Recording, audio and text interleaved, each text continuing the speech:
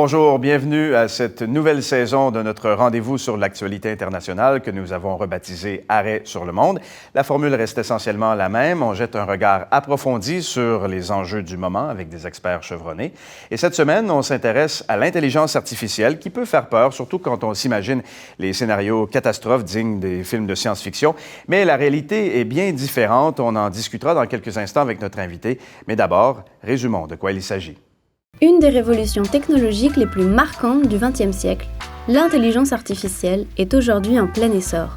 L'IA est un ensemble de techniques qui simulent l'intelligence humaine. Définie par des algorithmes qui ordonnent une série d'actions dans un but précis, on la retrouve partout, notamment en médecine pour diagnostiquer certaines maladies, ou dans l'automatisation des transports, de la finance et des réseaux sociaux. Facebook l'utilise pour censurer les contenus illégaux, mais aussi pour traquer les utilisateurs à des fins commerciales. En fait, elle sert potentiellement dans tous les domaines de l'activité humaine. Pour Vladimir Poutine, l'IA pourrait être l'avenir de l'humanité. Mais le physicien Stephen Hawking croyait qu'elle pourrait y mettre fin. Dans tous les cas, cette nouvelle technologie devance la loi qui n'a pas encore trouvé comment l'encadrer. Nous sommes allés demander des précisions à Pierre Trudel, professeur de droit à l'Université de Montréal et titulaire de la chaire L.R. Wilson.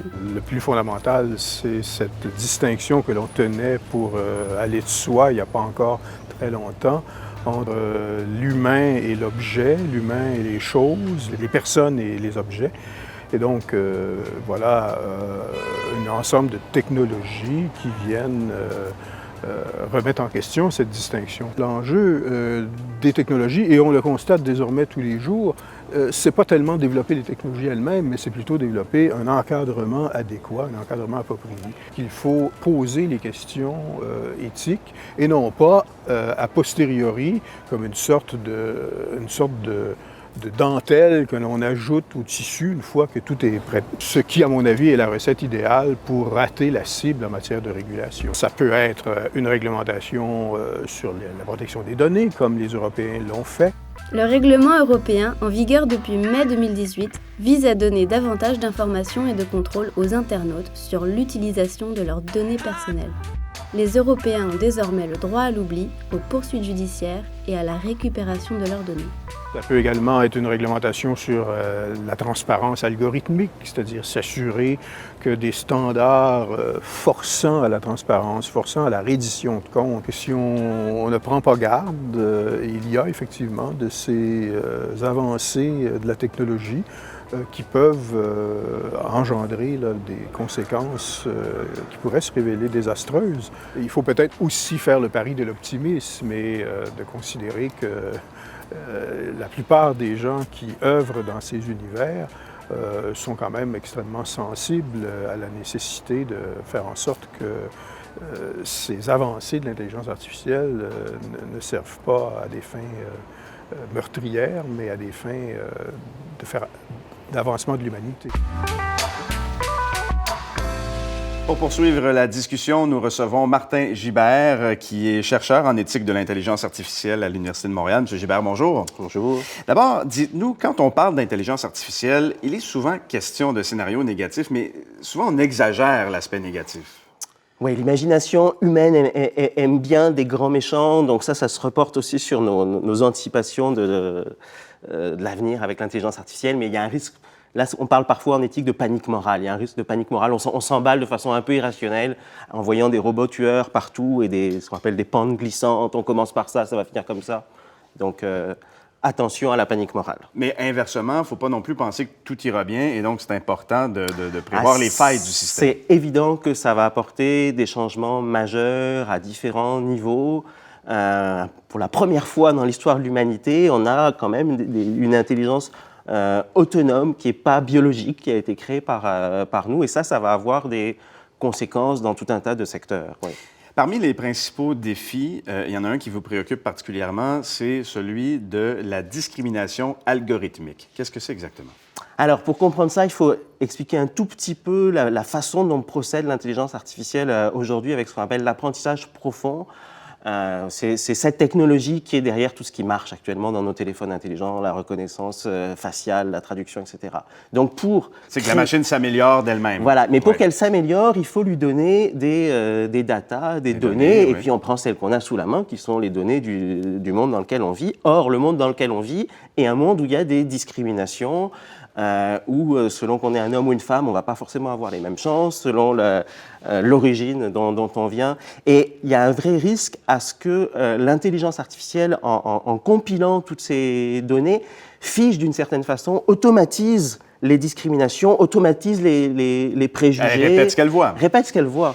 Et donc, il faut faire très attention à ce que on ne se retrouve pas avec une intelligence artificielle qui soit biaisée parce qu'on lui aura donné des données biaisées. Et comment on fait ça? C'est difficile. Déjà, il faut identifier les biais, ce qui n'est pas toujours évident. Et puis ensuite, il peut y avoir des techniques faites par les programmeurs. On peut faire des tests, évidemment, pour voir sur un échantillon donné s'il n'y a pas de biais, mais c'est des questions techniques que je ne maîtrise pas. Là. Mais vous évoquez d'ailleurs la collecte de données. En soi, ça aussi, c'est une inquiétude. Comment on acquiert les données? Qu'est-ce qu'on en fait? Comment elles sont protégées? Toute cette question-là est inquiétante. Oui. Là, il y a des questions de droit à la vie privée. C'est un peu un chantier en ce moment, en particulier du point de vue légal. On sait qu'en Europe, il y a eu une nouvelle loi qui essaye d'encadrer un peu ça. C'est pas encore vraiment le cas ici, mais ça préoccupe beaucoup de personnes parce que effectivement, cette intelligence artificielle qui fonctionne à l'apprentissage profond, elle utilise aussi toutes ces données qu'on donne sans forcément savoir qu'on les a données. Est-ce qu'on se prépare bien à l'arrivée de l'intelligence artificielle en tant que société? Alors, c'est un peu difficile à dire parce qu'on est dans une phase encore assez préliminaire. Du point de vue politique, moi, j'ai été surpris qu'on n'en parle pas plus dans la campagne actuelle. Parce qu'il y a des enjeux à l'échelle québécoise aussi. Oui, puis il y a des enjeux de très court terme. Donc, enjeu moyen terme, il y a tout ce qui va concerner les pertes d'emploi, parce qu'en gros, l'intelligence artificielle, ça automatise. Alors, si on automatise une voiture, là, on parle beaucoup de voitures autonomes, les gens qui travaillaient dans le secteur, il va falloir qu'ils se trouvent un job ailleurs. Il y a ces questions de discrimination algorithmique aussi qui sont tout à fait actuelles. La question de la diversité aussi dans le secteur des technologies est très actuelle, parce qu'on sait que les technologies reflètent les intuitions et les valeurs de ceux qui les font. Donc, si on n'a pas suffisante diversité dans les chercheurs et dans les gens qui créent l'intelligence artificielle, ça va retomber sur l'ensemble de la population. Donc, il y a beaucoup à faire. On parle beaucoup de façon générale des scénarios négatifs. On l'évoquait au début de notre entretien, mais l'intelligence artificielle peut nous apporter aussi de bien belles choses. C'est pour ça qu'on cherche à la développer, c'est ça. Quel genre d'exemple il y a beaucoup d'espoir. Alors, juste pour reprendre l'exemple des voitures autonomes, on sait que ces voitures-là vont causer beaucoup moins d'accidents. Je pense que c'est 1,3 million de personnes qui meurent chaque année dans le monde à cause d'accidents de voitures. Une intelligence artificielle, elle respecte le code de la route, elle ne boit pas, elle ne s'endort pas, donc elle est beaucoup plus sécuritaire. Et pourtant, on fait grand cas quand une voiture autonome a un accident.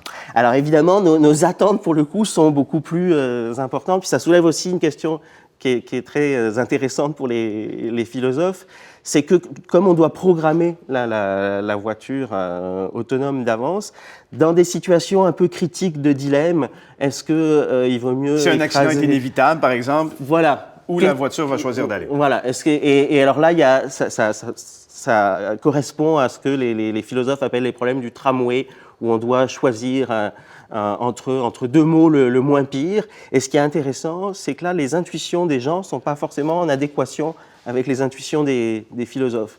Il y a des philosophes allemands qui se sont penchés il y a quelque temps dans un rapport. Le ministère des Transports leur a dit comment est-ce qu'on programme ces voitures? Eux ont dit en tout cas, on ne devrait pas faire de discrimination selon l'âge des gens.